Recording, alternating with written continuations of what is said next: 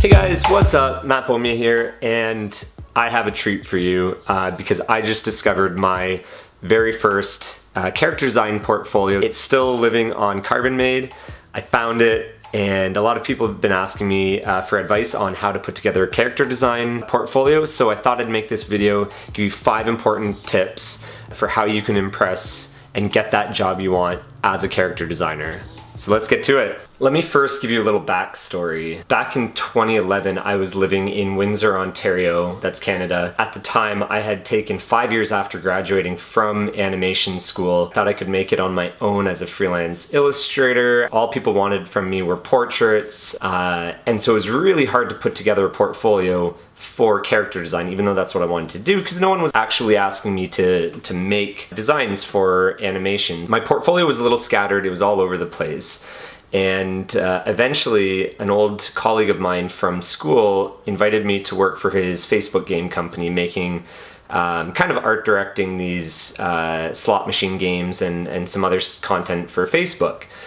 And it didn't actually demand that I did character design, but I took it a step further and did what I could to make the most of the situation. So I really put a lot of energy into building these characters out, and eventually 1 year later I put together what I will now show you as a portfolio. This is the one that I took down to CTN Expo in 2011. I met with Disney and I met with Sony and all the other big names that were down there and got a lot of feedback. And I remember sitting with Disney, it was Bill Schwab at the time. I remember sitting with him for about 45 minutes and getting critique on this current portfolio. And this is ultimately the one I brought back to Canada, and then I applied across North America. Got hired by Nerdcore Entertainment in Vancouver and moved out here. Fast forward 7 years and here I am. So let me share this with you. We can go through it together and see how bad it was, or if there's anything of value. So looking at this, it's actually on a website called Carbon-Made. So this is what I used as my first portfolio. So pretty simple, easy design, slightly landscape. Moving on. Page 1. You know what? It's not the worst. I'm not completely mortified about this. You know, it's certainly playful. It's cartoony. It's crisp. Got some creature design. Some different variations in style, big eyes versus not big eyes creatures. Some really stylized, more illustrative work. This happens to be the piece that's gotten the most amount of attention because someone posted it on Pinterest. This is actually stolen from, I've seen so many artists take their own take on this image, and it's from the Sartorialist blog. It was an amazing photo, and I just kind of did my own illustration. You know, some random techniques using different brushes in Photoshop. This was a girl I had played volleyball with who was just such a character. I had to actually draw her, and so, you know, you've got different poses of the same character. A lineup showing different body types, different sizes. This was my first TV pitch development work I had ever done. Quite old, but super excited. So you've got your villain, your hero, your heroine. Yeah, I'm not disappointed with this. This is actually, it might even be better than what I currently have. I think it's curated quite nicely. These were some, every year I make Christmas cards, postcards that I send out. So these are just usually, you know, that's me. Yeah, some more illustration work. Prop design, different tree shapes, so silhouettes really important. Pencil sketching, showing that I can work traditionally as well as you know, digitally. Again, more shape variation, contrasting, short, squat, squished, you know, whatever. And all it is a simple train design, but I did so many of them because I had time at work. So why not, right? So again, random props. These aren't anything especially, they're not crazy unique, but it shows a proficiency. These were all done in Flash, and it showed I could render in different styles.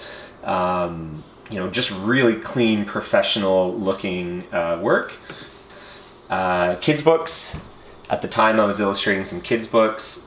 Product design, showing that I could design for a three-dimensional form.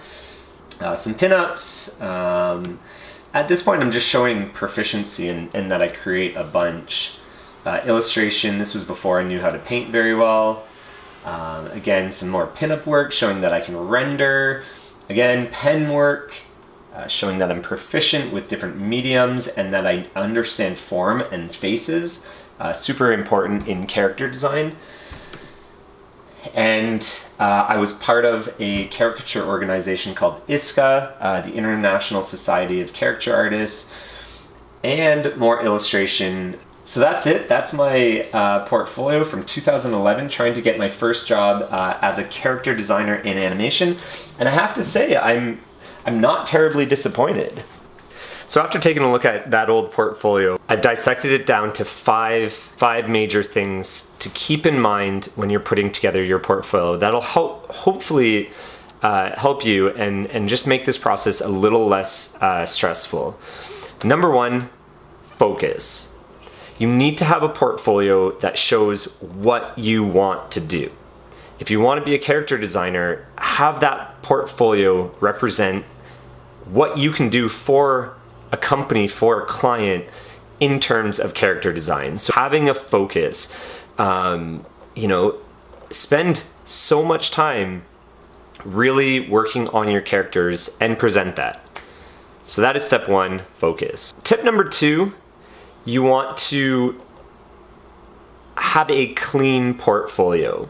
You want it to be clean in the presentation of the portfolio, but you want the work itself to be exceptionally clean. After all, you are trying to get a job at a professional company. Most likely what you're working on will be shown on screen. So you need to have that certain level of polish.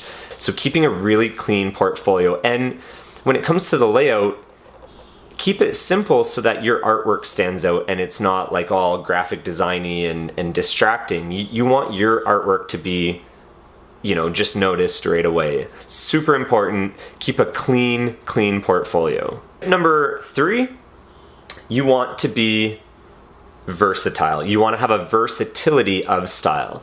Like I said, you want to have focus. So if you want to be a character designer, work on your character design.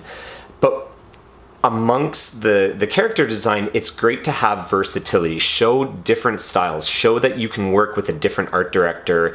Especially if you're getting your first job, you're not typically going to be the one deciding the style. So you're going to have to blend and merge with different art directors and different projects. So showing a little bit of versatility within your character design is fantastic. That could be using a different type of brush or using a marker versus digital artwork. So a little bit of that versatility shows that you can fluctuate beyond what you're really comfortable with. I think that's a very important one. That makes you hireable. That makes you able to last in the studio when projects end and another one starts. Being versatile within character design, super important for your character design portfolio. Step number 4, proficiency.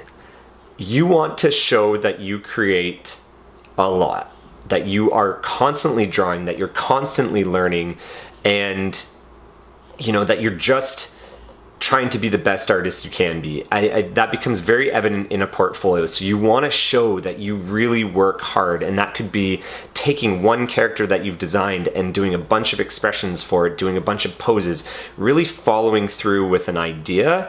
And now in this day and age of social media, which wasn't so prevalent when I made this portfolio, it's very important to have an online presence and to have an Instagram, because your portfolio might be 20 pages long, but I could just Google your name if I was hiring you or wanted to hire you and find out what you do.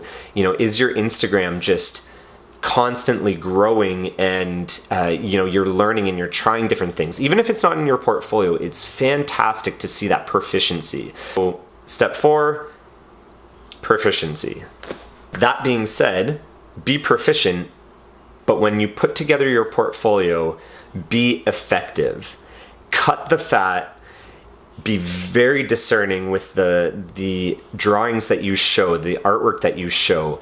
Is it getting you from point A to point B? Keep your portfolio short and sweet with nothing but your best content. Your portfolio should highlight what you can do at your best. So keep it down to like 20 pages at most. Be effective with your portfolio and hit it out of the park. Start with your best work and just keep people wowed all throughout it. That's tip number 5, be effective. So that's it for today, guys. I hope you found that interesting, helpful, insightful. I just hope you enjoyed that and can get some use out of it. If so, hit that like button, subscribe, because I'm going to be making more videos like this. I really want to help you out. Until next time, live life, draw.